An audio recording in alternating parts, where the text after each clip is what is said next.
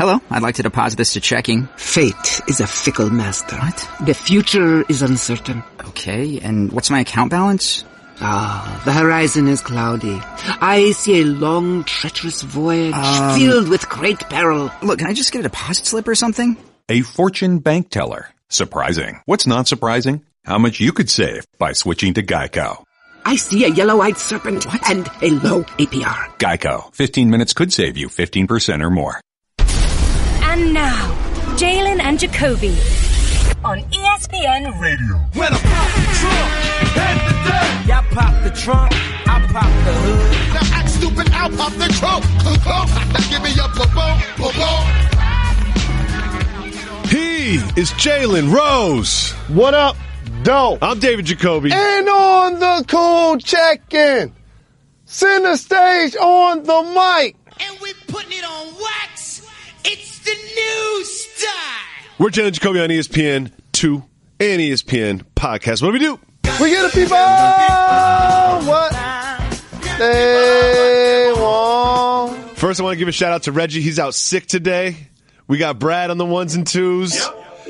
Jalen, the people got what they wanted last night when they tuned into the Super Bowl. Very simple question for you, Mr. Rose. Was that the greatest Super Bowl that you have ever seen? Absolutely. No question about it. And I think it actually saved the NFL season. There was so much talk about things that took place on the field, like the concussion issues, whether some's a catch or not. Off the field, the opioids, obviously the protest that was led initially by Colin Kaepernick, the president tweeting about the National Football League. And all of a sudden, it culminates into the greatest quarterback and coach of all time making it to the Super Bowl in the New England Patriots, a dynasty, and an upstart team in the Philadelphia Eagles led by a backup quarterback who, in this game, caught a touchdown pass. Just think about this. He was a tight end in high school. They just put the play in a month or so ago.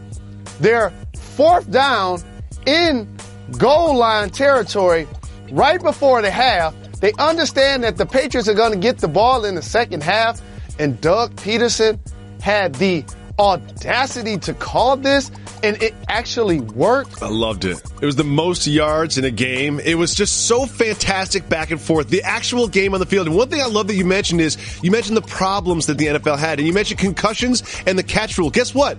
We had a concussion that greatly impacted the game. We had two plays that came down to touchdowns, not just catches. Was it a catch? Wasn't it a catch? But the quality of the play, the entertainment, the going back and forth, the Brady versus Foles, the trading shots. It was so good that didn't bog down the enjoyment of watching it. Like, I, like you, did walk away from this game being like, you know what? I love football, and that's why I love football, because anything could happen. And be honest with me, Jalen Rose, when your man, Detroit's own Brandon Graham, got the strip sack, and then the Eagles got the ball back, you're like, oh, this is over. But then they kick a field goal, and Tom Brady gets the ball with like one timeout and a minute and 5 seconds. Or no timeouts in 40 seconds. You still thought there was a chance that he was going to win that game, didn't you? I was the individual on this program that picked the Eagles to fly, Eagles, fly. So there wasn't a time in the back and forth battle that I felt they would lose. Oh, really? But again, there were so many great things about this Eagles team all season. And I said it early in the year after they played Carolina. I was like, Philadelphia is the most complete team in football. They have tall receivers that can go across the middle, yet go deep. They have two terrific tight ends. They have multiple backs. And so this is a team that also on the defensive side of football had an amazing front seven. Their offensive line won Lion of the Year in the entire league. So to plug Foles in and for him to be able to quarterback the way he did in the playoffs was just terrific. And for him to win Super Bowl MVP was magnificent. It was one of those games from Nick Foles that you talk about more in basketball than you do football, where he was like in the zone. He wasn't just like Tom Brady had wide open receivers. Nick Foles had tight little windows where he had to put the ball. Nick Foles had RPO reads that he had to make perfect. Nick Foles executed so well. He was just had one of those games. One of those games that will just explode him into history in Philadelphia. Nick Foles will be celebrating Philadelphia forever. And you forget that he was on the Eagles 3 years ago. Like he was an Eagle. And then he was contemplating retirement. And now he is back. And now he's a Philadelphia legend. The storylines on this were just so good. But one thing I do want to mention is you talked about Jeffrey, and Jeffrey started off so hot. He had a great touchdown catch. Even the Patriots' interception was almost a miracle catch from Jeffrey. They switched Gilmore onto him, and Gilmore pretty much shut him down, but everybody else got hot. Why? Because Malcolm Butler was on the sidelines. It's a lot of mystery about why, but Malcolm Butler played 98% of the defensive snaps for the Patriots through the season, yet right before the Super Bowl, he was told he would not be starting. He wasn't injured. He did play special teams. What happened there? It's one of those things, and you saw this take place with Alabama in a national championship game, which, by the way, for whatever it's worth, the years that Alabama win the championship, the Patriots don't win the Super Bowl. When you make a change at half at quarterback and you bring in a freshman, people are like, this better work. And then all of a sudden they win the national championship when one freshman throws a long bomb to the other, and you're like, that's Nick Saban. Nick Saban's a genius. That's the genius. Nick Saban is a genius, yep. And so this is the exact same thing with Bill Belichick. You have a Super Bowl champion that saved the football game with an interception on the goal line versus the Seattle Seahawks and Malcolm Butler. A historic play. For him not to play in that football game on the defensive side, I know he competed on special teams. Let me know that there's something behind the curtain that he probably didn't get accomplished. And so the team was like, you know what? We're going to do what we always do. We got to reprimand the player, understand that we stand with the system. It may cost us on the defensive side. It may even cost us the game. But this is why we are who we are, because we stick to our principles. It was great.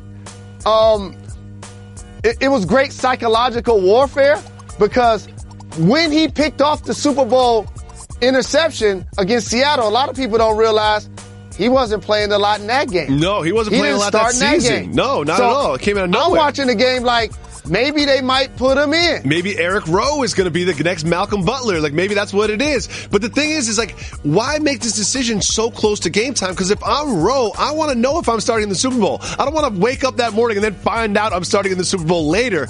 It was just baffling to me, and I think that there'll be more and more will leak out over time about this. There's already been some Instagram back and forth and Browner and Hightower. Like, I think that over the next few days, we'll hear more and more about Malcolm Butler and why he didn't play. And some tells me he will not be in a Patriot uniform next year. Just a hunch out there. But Jalen, there's so much to discuss in this game. But one thing I do want to bring up to you, Mr. Rose, is not a lot of defense played. You know, we talked about Matt Patricia and his pencil, and you talked about the Eagles being a complete team. Both teams in the Super Bowl looked like half of a team because there was no defense. What do you think led to that? This is what I love about sports, is because we constantly build up these storylines that become generalizations that people just follow. And so it's like it's a quarterback-driven league. You can't win without a superstar quarterback. And then Nick Foles win Super Bowl MVP. Mm-hmm. All of a sudden, the Jacksonville Jaguars, the Philadelphia Eagles, and the New England Patriots, top-level defenses in the game. Defense they wins all championships. get shredded in the big game, including the Minnesota Vikings. This also happened with them. Tom Brady, Bill Belichick, no way with a couple of weeks to prepare. They're going to lose to the Eagles when they're quarterbacking with Nick Foles. Oh, man, they're going to have the answers to the test before the game starts. I think that's a direct quote from me, actually. I think that's literally what I said word for word last Friday. Correct. And so as all of these things play out, the beauty of sports is then the game starts. And how about this? Usually when a quarterback leads the league in passing or wins MVP, they don't win the Super Bowl. These are two things that happened also with Tom Brady, who, by the way, had an opportunity to catch a big first down pass. And you can say this about Belichick also. Same with the Malcolm Butler. Some may say, you know his hand is injured. Why is you throwing him the ball? Then other people will say, the other team knows his hand is injured. That's why you do throw him the ball. The bottom line, Tom knows this. Got to catch the football. I will say two things that Tom Brady did in the first half that had more impact on this game than people are giving it. One, he made a complete pass to Amendola early in the game on their first or second drive, but Amendola was so wide open that was almost a guaranteed touchdown if Tom Brady threw an accurate pass. He threw it behind him. Amendola had to wait. They ended up not scoring on that drive because of a botched hold. Second, the play that you mentioned, Tom Brady, that's a catchable pass. That's a catchable pass. He lofted it out there. Sure, maybe you had to reach out a little bit over your shoulder, but that is a very catchable pass. And those two mistakes from Tom Brady, I believe, cost the Patriots the game, even though they happened in the first half. There's so much to break down from this entertaining, excellent Super Bowl. We'll continue to do so right after this. Mike Golick here. You know, ADT, the #1 security company, can now help keep you safe at home and when you're on the go. Get started with the ADT Starter Kit professionally installed for only $49. Plus, you'll get ADT Go, the new family mobile safety app and service with 24/7 emergency response for free with any ADT security system. Go to ADT.com/podcast to learn more today. Requires 36-month monitoring contract, QSP and EasyPay. Activation and early termination fees may apply. Certain markets excluded. Licenses available at ADT.com. Additional charge for ADT Go premium services after March 31st, 2018. Jalen Rose, was it a catch? Wasn't it a catch? There were two controversial touchdowns in this entertaining and exciting and epic Super Bowl. What did you think of those two plays? I've been one of the people that have stood on the table about this rule because it initially started with Calvin Johnson of my Detroit Lions catching a touchdown allegedly at the end of the end zone, holding it with one hand, the football, and putting it on the ground. And I felt, even as a Lions fan, that it wasn't a touchdown. Okay. Same thing with Dez Bryant at Green Bay, diving catch. Remember. I felt like it was not a touchdown. And so I had this conversation with Hall of Famer Chris Carter, and all he does is catch touchdowns. And he actually agreed with me. It's not a catch if you can't get up and hand the official the football. That's a catch. So I understand that a lot of people don't like the new rule, and I saw Roger Goodell come out and talk about that they may experiment with the rule. Clemens catch, Ertz catch, both touchdowns. I like the way they were called. I like the way they were handled in the big game. When you started your answer, I thought you were going a different way. I totally agree. Even as someone who picked and rooted for the Patriots, I thought those were both touchdowns. Clemens had possession, just recalibrated the ball in his hand so he could catch it through the ground. Ertz was clearly established himself as a catch. He caught the ball, he possessed the ball, he was running, and then he crossed the goal line. I thought those were perfect. Another thing I noticed during the game, which was also perfect, was Gisele Bündchen. When they went to cutaways of her, she was parenting, she was happy, and she also had what, Mr. Rose? She had an adult beverage, a glass of red wine. Glass of red wine. And I was jealous, because that's exactly how I like it. No stem, filled to the top. Exactly. I like that too. And I will say this, Beyonce brought a juice box for her daughter to the Grammys, and Gisele brought red wine for herself to the Super Bowl. Both totally acceptable parenting strategies that I fully support. And also, what gets lost as we salute power couples frequently on this show, I have to say this. Gisele is ride or die. Yes. People need to start paying attention. She makes sure she posts consistently and reps her guy. The day before the Super Bowl, brought the entire family, took a picture on the field after practice with Tom, was there to support him. Oh, man, they're an extreme power couple. I'm a big fan of theirs. Obviously, what happened on the field was so exciting. And then after the game was won, we all turned our eyes to the streets of Philadelphia. Tens, hundreds of thousands of people flooded the streets, lit fires, climbed poles, crushed awnings, and generally were just happy. Jalen, why do people get so crazy and destroy things after their team wins championships? This is really simple, and cities and states and provinces, law enforcement, media should all understand this is going to happen. This gets discussed usually when there's some sort of controversy that's taking place. Yep. And then also, all of a sudden, it becomes hostility, because this is the reason. There's so many people, there's so much emotion, and after a football game, there's so much drugs and alcohol probably in so many individuals. No. When you have so many hundreds and thousands of people, how do certain people react? How do certain people react once they start to be inebriated? Some people get relaxed. Some people get fun. Some people get wild. Some people get angry and hostile and mean. And you don't think breaking the Macy's window is something you shouldn't be doing. But in a celebratory mood, you like, hey, watch this. Yay! Yay! We did Let's it! flip over We a car did it! because the Eagles won a football game. Some people, however, express never-ending love. Like this gentleman who got down on one knee in the middle of it all and proposed to this young lady who's holding 8-ball. Good old 40 of Old English, Old Gold. My question for you is, do you think they knew each other before the celebration, or did he see an Eagles fan holding a 40 of Old English and say, I must spend my life with that woman? It's almost like you're watching the theme of your life play out in front of you. Okay, I like and where you're Martin going. Scorsese is on the score. And all of a sudden, I've waited my entire life for the Eagles to win the Super Bowl.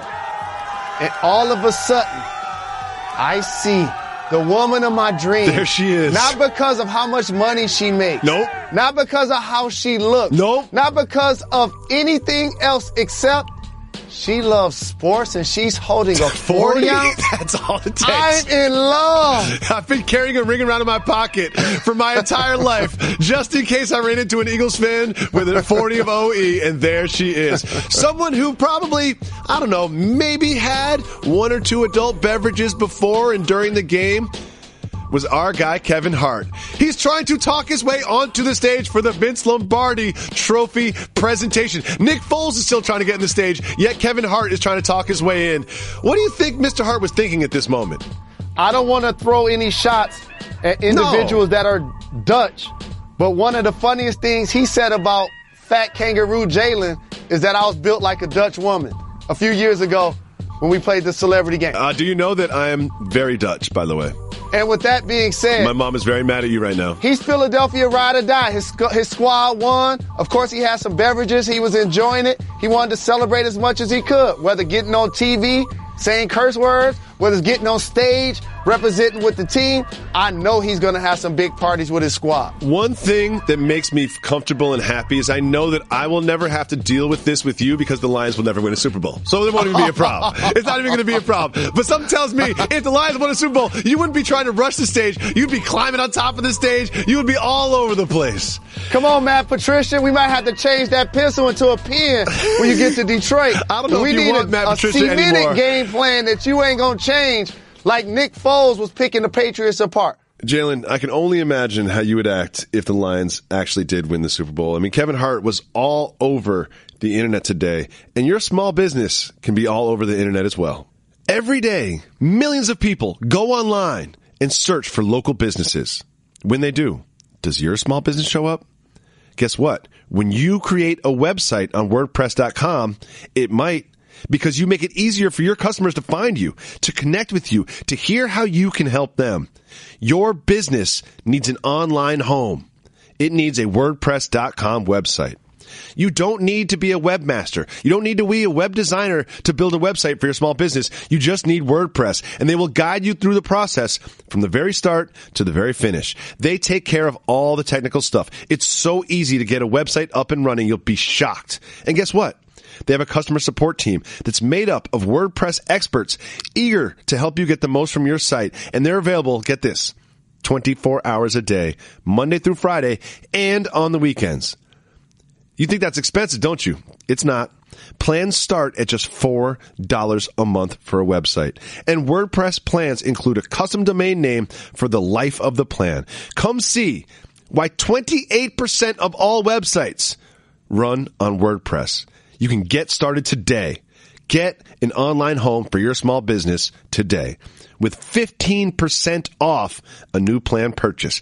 Go to WordPress.com/Jacoby to create your website and find the plan that's right for you. That's WordPress.com/Jacoby, Jacoby, and you will get 15% off your brand new website. WordPress.com/Jacoby. You build an online home for your small business, your customers can find you. WordPress.com/Jacoby. You get 15% off a website for your business. Of course, later on, we're going to talk about the 4th and 1 play. Of course, later on, we're going to discuss the implications of Nick Foles next year and everything around the Super Bowl. But while we're on the podcast exclusive, I want to talk a little bit more about the Super Bowl watching experience. Jalen, what do you think about the ads this year? I was not impressed. It was uniquely positioned for me because people that aren't normal football fans tune in to only see the Super Bowl a lot of times. Yep. It's almost like those that don't attend church go on Christmas or go on Easter. Yep. And so the commercials and the advertisement and what's going on at halftime becomes like a major conversation piece socially as well. This year, the game was phenomenal. Everything else, Like I thought Peter Dinklage rapping to Busta Rhymes was like a nice sight gag, but beyond that, I thought the Tide thing was kind of cool from like a coercive, intelligent standpoint. But there was no Super Bowl ad that I laughed at.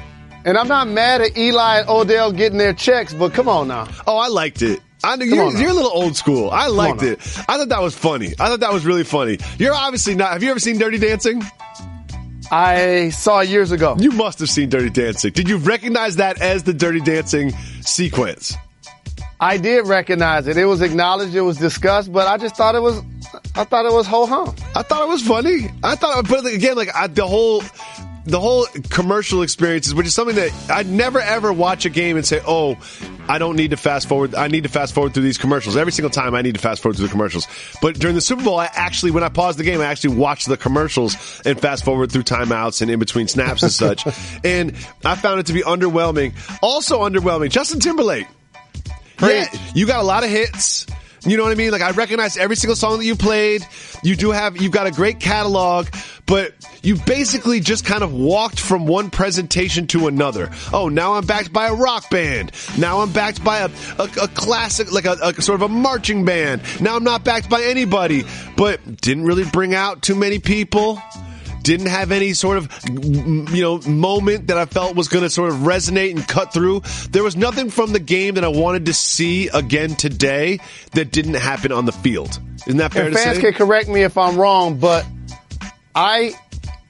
from what I'm hearing, he and Prince didn't necessarily see eye to eye. In particular, once Justin dropped the song, I'm Bringing Sexy Back, because Prince retorted, Sexy Has Never Left.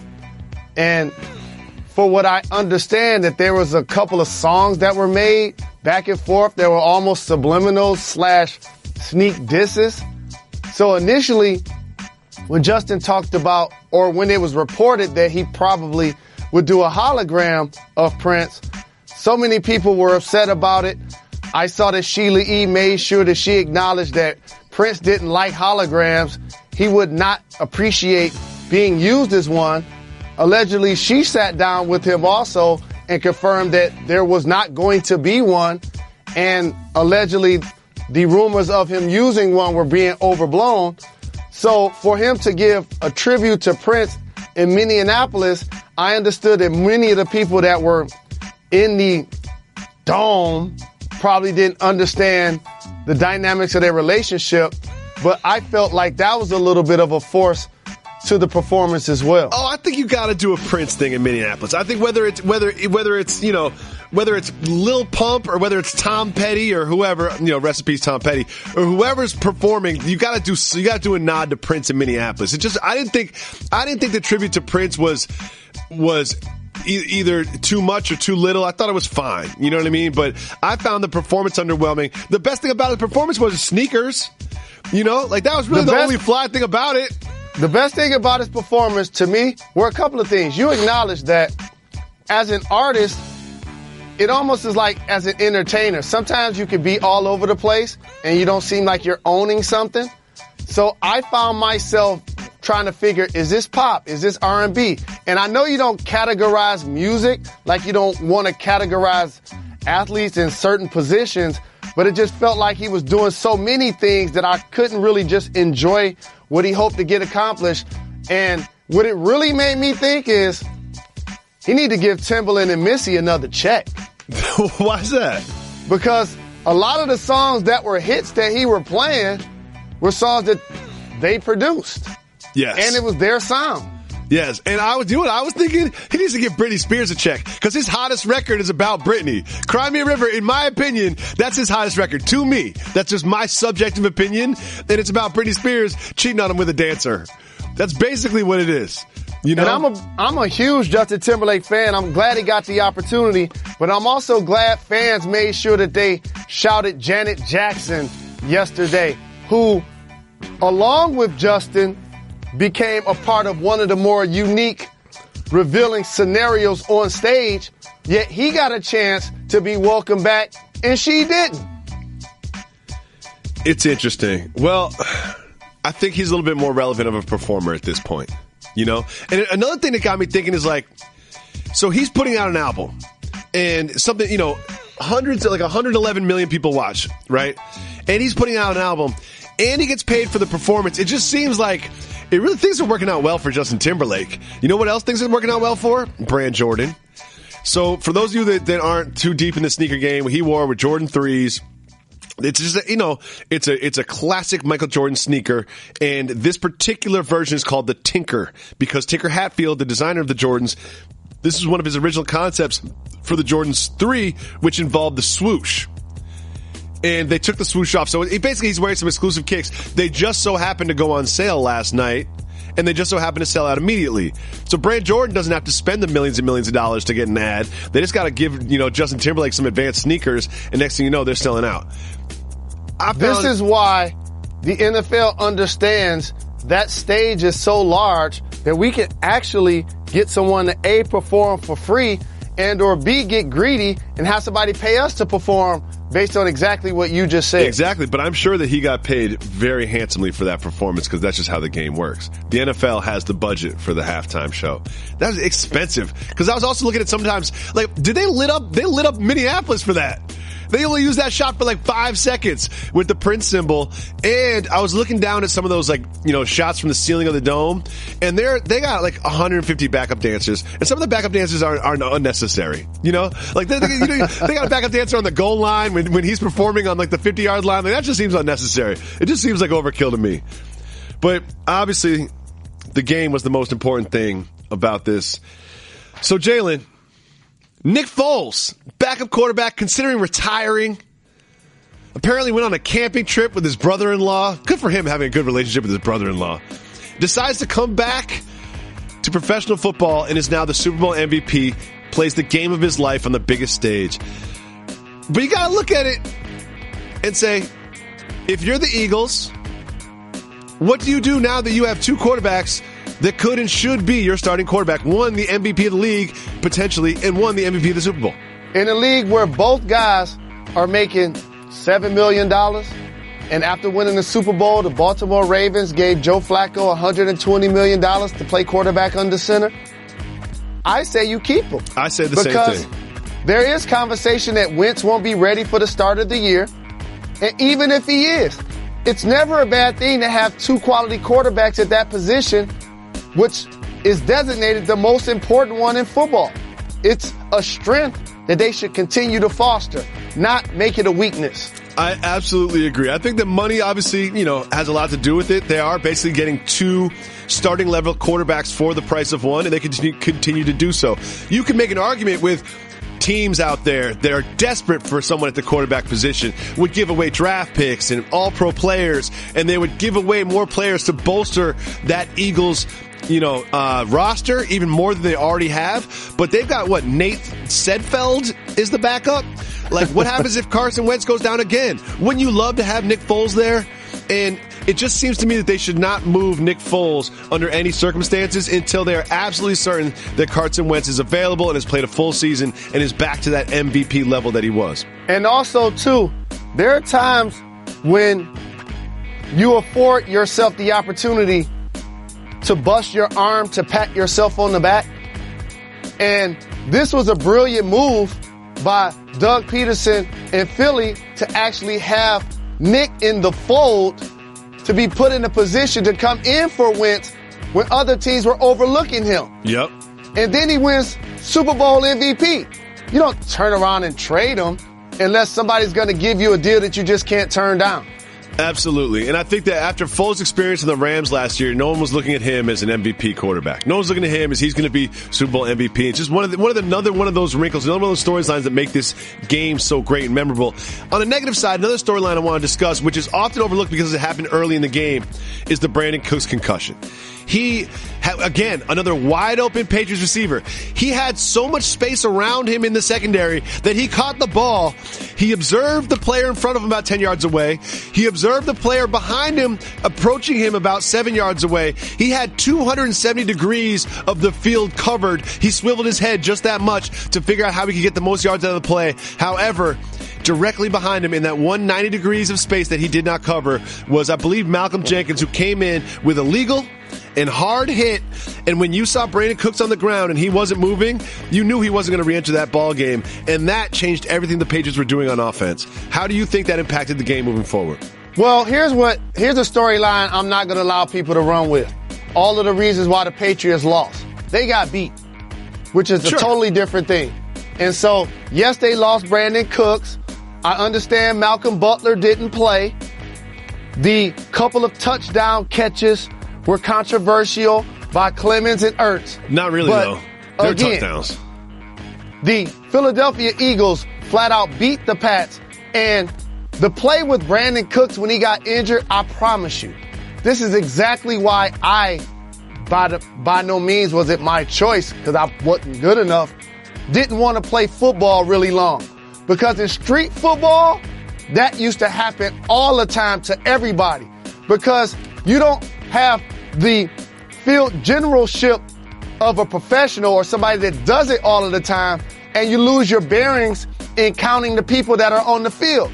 This is what makes Stephon Diggs' catch for Minnesota so spectacular that he was able to turn it up and take it in for 6 versus going out of bounds, because he understood clock, but more importantly, he understood the bodies on the field and where they were. Exactly. Brandon Cooks lost that for a second and got stretched out. Another thing I don't want people to run with is this. Rob Gronkowski just lost the Super Bowl. He had a great game. I mean, he established his, once again, dominance at the tight end position as one of the best players on the field that's not a quarterback. And then they asked him after the game if he's going to continue to play football, if he's contemplating retirement, and he says, I'll reevaluate and decide next season. I don't think he's going to retire. I think he just lost a game. You could ask me after Jalen, after you show up late and don't prepare, derail the topics, and you say, are you going to come and do the show tomorrow? I'm like, I don't know. I'm going to go home and reevaluate and see if I'm going to do the show tomorrow. I'm not going to look too much into this. What do you think about his comments about the future of his career? Gronk not going to retire, but it is, I guess, interesting in the landscape of sports to see the Patriots win the Super Bowl last year without Cooks and Gronk being on the field, yet start the game with both of them yesterday and still lose the game. They haven't won a Super Bowl with Gronk on the field, which is an outstanding fact. But how about this? If I'm the Pats, for the cap number that he's going to want in a couple of years and the injury history that he has, I'm looking to trade Gronk. Jalen Rose, you're going to go on wax and say right now the Pats should look to trade the greatest tight end in the history of football. Well, that's your opinion. He's not the greatest tight end in the history of football. He probably has some of the best statistics. He probably is the best freak of nature at the position. But look around the landscape of the league. There are players putting up Gronk numbers. I know you that. You ever heard of Travis Kelce? You don't have Zach to tell Ertz? me about other tight ends that are about good. 7 or 8 guys. I understand. But you, as a Patriots, you got lost in the sauce. You would trade Rob Gronkowski if you were the New England Patriots. How many concussions are you allowed to get? Unlimited. Okay, he's had a couple. Mm-hmm. He's had a couple of injuries. Yep. As well. I think every extremity has been injured at some point. Yep. Tom Brady isn't getting any younger, though he threw for over 500 yards. They clearly need to build out the defensive side of their roster that just got shredded. They're going to lose Malcolm Butler. Hightower was out. He was unhappy with Butler not playing. He's probably going to be out. They're going to lose their defensive coordinator to the Lions. They're going to lose their offensive coordinator to the Colts. This is the time you got to remix your squad. I'm trying to tell you. Not saying that he isn't a great player. He's no John Mackey.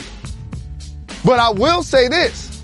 I would consider trading Gronk if somebody's going to give me one of those RG3 type deals.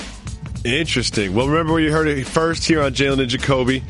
Now, I want to talk to you about your viewing experience. Where were you? How was it? How many people were there? What were the food and beverages of choice? My viewing experience was the most unique in watching Super Bowls in the history of my 45 years.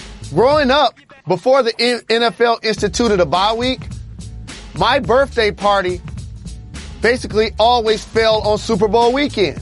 My birthday's January 30th. Yep. So therefore, it was always masqueraded like, hi, it's your party, but it was really the Super Bowl party. Yeah, of course. No one's paying attention to you. Everyone's just watching TV. Maybe that's why you want to do your birthday so big now. That's why you want to do your birthday so big now. I understand now. You're just making up for lost time. And so yesterday, actually, I got off work in Los Angeles, got on a plane right when they kicked off. Watched the entire thing from the airplane. Every snap, red wine, Tito's and lime. Oh, I was chilling. Got a chance to eat good. So you watched the entire Super Bowl from 30,000 feet? No question about it. Weren't you worried about, because we all watch TV on planes, you know the live TV on planes sometimes goes out. Weren't you worried about going out for a while? A little turbulence or something? I was worried about it going out. It did go out for like a minute and a half, in which the entire plane freaked out, and rightfully so.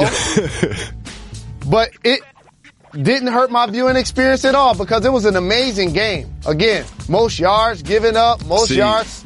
I have to say it was beautiful theater. I'm going to say that is probably the best way to enjoy the Super Bowl, and here's why. Zero distractions. You got headphones on. You can't hear other people talking or other people chiming in, you know, and you've got food. You've got someone literally waiting on you. You don't get out of your chair. There's someone literally waiting on you. I'm going to say booking a flight during the Super Bowl is a huge boss move. You got to be sitting in first, though.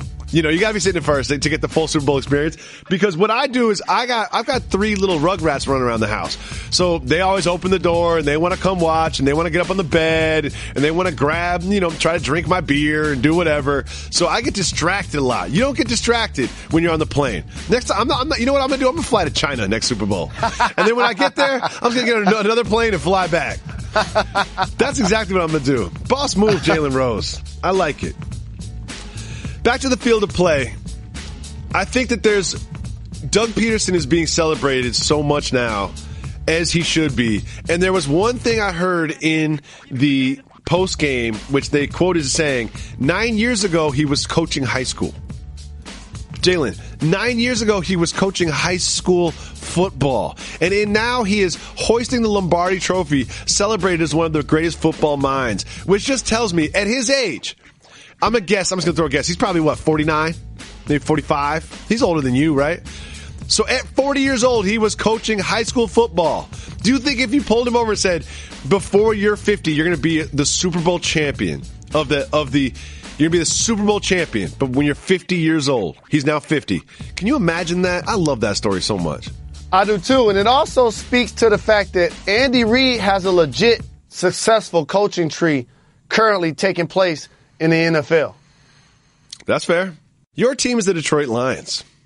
The rumored new head coach of the Detroit Lions was coaching in the Super Bowl yesterday, but he was on the wrong side of history because Matt Patricia, your new head coach, was the brain behind the defense of the New England Patriots that got absolutely lit up. As a Lions fan, are you a little concerned? I am a little concerned. I am wishing him well, and as you acknowledge, I'm a Lions fan. But here's the line you always told. It's a copycat league when you're successful. So when you're a part of the Spurs or a part of the Pats, people are going to hire individuals from your coaching tree, and rightfully so. Of course. Front office as well. It's a compliment. And sometimes you hope that they're getting hired because they actually get an opportunity to do a really good job, not just they got hired because they were in a high-profile position on a successful team. And to double down on what you said, yes, it was the defense was his brainchild, but it was also one of Bill Belichick. So when you put it in that context, you hope now coming to Detroit, he understands his ways and the things that he did that caused this team to come up short. Because the last time I checked, the Eagles play in what conference? The NFC, sir. Oh, that's the same conference the Lions play in. Yes, they do. So it's going to be interesting to see if he's able to continue to foster a defense that showed flashes, but really hasn't had the playoff level Super Bowl glory that a fan like myself hope that we can attain one day. Overshadowed by Sunday's historic, entertaining Super Bowl was Saturday's complete domination of the Cleveland Cavaliers by the Houston Rockets. Jalen Rose, you were doing countdown for that game. You said that the Cavs have quit on LeBron James. What exactly do you mean by that? And really, when you're an iconic figure like LeBron, these type of things actually take place in sports where so much is asked of him. Points, rebounds, assists, leadership. Be the face of the franchise. Be the person that helps foster an atmosphere of success. Sure. Help us achieve our goals. Help us bring in free agents. He's the person, correct, that when you say he's on the team, oh, he got a rite of passage. They're going to win the East. Now you look a little deeper into the squad. They've gotten older. They've gotten slower. They can't protect the rim. It's an expensive roster. So many guys that they brought in from that either were on the team last year or the last couple, like Tristan Thompson, J.R. Smith, aren't performing the way you'd hope. Iman Shumpert has been injured. You bring in Isaiah Thomas and Crowder. They don't approximate what Kyrie Irving was able to bring to the table in any way, shape, or form. Oh, and by the way, Mr. Irving is balling in Boston, and they're the number one seed in the East. They now look like a team that's defeated. LeBron James look like a champion that's fatigued, that's unhappy running with this squad, that doesn't have enthusiasm, that doesn't have a sense of urgency that they play with on a nightly basis. In that game, this is a chance for the Eastern Conference to be up for grabs. In that game, LeBron James had 11 points on 3 for 10 shooting. But aside from the numbers, he looked disinterested. He looked upset. He looked frustrated. And you say that the team quit on LeBron when it also kind of felt like LeBron quit on the team. Is that fair to say? I understand why you would go there, but there's a level of frustration. And I knew it at the end of the first quarter when he got the rebound and threw the ball the other way. That he was just really upset. We'll be back tomorrow on Jalen and Jacoby on ESPN2 at 2 p.m. Make sure you subscribe to our podcast. We'll be back tomorrow. Thank you. You're far too kind.